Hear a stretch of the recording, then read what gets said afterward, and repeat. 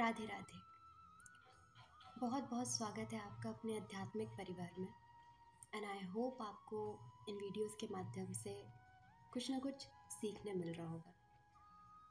तो वीडियो की शुरुआत में मैं प्रेमानंद जी द्वारा कही हुई कुछ बात कहना चाहूँगी।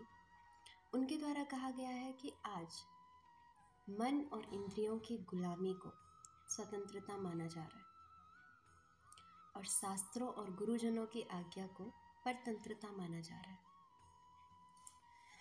देखिए, जो हमारे माता पिता हैं उनकी सोच उनके समय के हिसाब से, उनके भी जो माता पिता हैं उनकी सोच उनकी जनरेशन के हिसाब से, हमारी सोच हमारी जनरेशन हमारे समय के हिसाब से, और हमसे जो आगे वाली जनरेशन है उनकी सोच उनकी जनरेशन के हिसाब से है ना। समय कितनी तेजी से बदल रहा है ना।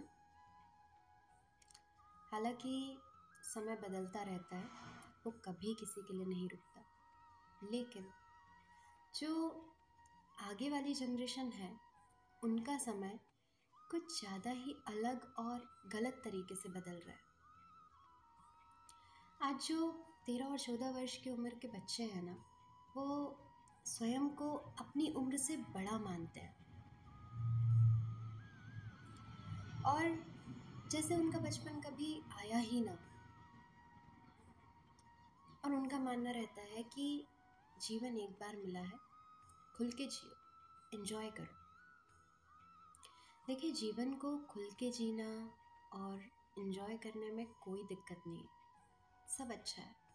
लेकिन चिंता का विषय ये है कि ज़िंदगी को खुल के जीना या एंजॉय करने से उनका मतलब होता है कि दारू पियो, सिगरेट पियो, जुआ खेलो, क्लबिंग करो, पार्टी करो, काम वासना में पड़ो, एक नहीं दो नहीं, जितना मन करे उतने लोगों के साथ अफेयर रखो। रियली देखिए, इन सब चीज़ों का प्रभाव थोड़ा थोड़ा हर जनरेशन में रहा होगा, लेकिन आज की जनरेशन पूर्णतः माया के अधीन हो गई। देखिए, माया का प्रभाव हर युग में रहा है ना, प्रत्येक जनरेशन में भी रहा है, लेकिन आज सब कुछ माया के अनुसार ही हो रहा है और हम इसी को ट्रेंड का नाम दे देते हैं। देखिए, मैं जेन्युइनली जो टीनेजर्स हैं उनसे अनुरोध करना चाहूँगी कि ये चीज़ें आज आपको लग रहा है कि आप अपनी ज़िंदगी में इन चीज़ों की वजह से बहुत इन्जॉय कर रहे हैं, आप अपनी लाइफ में मज़े ले रहे हैं, आपकी लाइफ बहुत अच्छी चल रही है, और जब तक ये सब चीज़ें आप पे प्रभावित हैं, आप पर मेरी बातों का या आपकी फैमिली की बातों का, जो आपसे सही डायरेक्शन की बात करेगा, आप पे उस चीज़ का कोई इफ़ेक्ट नहीं पड़ने वाला और ना ही आपको ये बातें समझ आने वाली। लेकिन एक समय के बाद जिन विषय भोगों को आधार मानकर आप जिंदगी के मज़े ले रहे हैं, यही सब चीज़ें आपका जीवन बर्बाद कर देंगे, क्योंकि आप अपने जीवन को प्रकृति के हिसाब से नहीं जी रहे हैं। और जब प्रकृति और आपके बीच तालमेल नहीं बैठेगा तो आपका विनाश होना निश्चित है,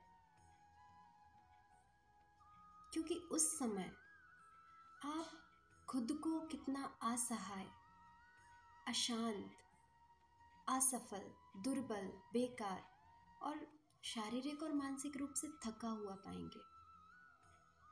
और जब आपका जीवन होपलेस हो जाता है, आपके जीवन में केवल निराशा बचती है, तब आप स्वयं को इतना अकेला महसूस करते हैं कि आप स्वयं के शरीर को ही नष्ट करने के लिए आतुर हो जाते हैं। लोग सुसाइड करने से पहले फिर नहीं सोचते। तो इन व्यसन और व्यभिचार के कारण ही आपका जीवन दुर्गति की ओर जा रहा है।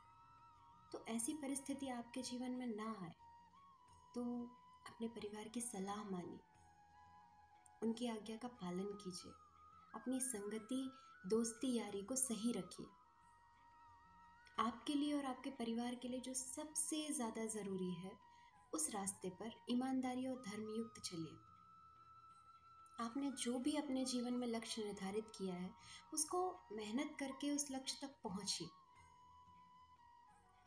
और इन सब के बाद सबसे महत्वपूर्ण बात यह है कि कभी कभी क्या होता है कि हमें पता होता है और हम सही रास्ते पर चल भी रहे होते हैं, लेकिन हमारे अंदर इतनी ताकत नहीं होती कि हम उस रास्ते को अपनी लाइफ में इम्प्लीमेंट कर सकें। तो वो रास्ता आपको दिख रहा है लेकिन आप उसको अपना नहीं पा रहे। इसके लिए हमेशा ईश्वर को अपने साथ रखिए, हमेशा भगवान का ध्यान करिए, क्योंकि जब आप भगवान को अपने साथ रखेंगे तो आपको एक शक्ति मिलेगी। वो आपका हाथ पकड़ के आपको सही रास्ते पर लेकर जाएंगे। तब आपका जीवन शांतिपूर्ण, आनंदमय और सफल बन जाएगा। तो आई होप आपको ये बातें समझ आई हो और थोड़ा बहुत आपके जीवन में इन बातों से परिवर्तन आए। बस मेरी यही आशा है। राधे राधे।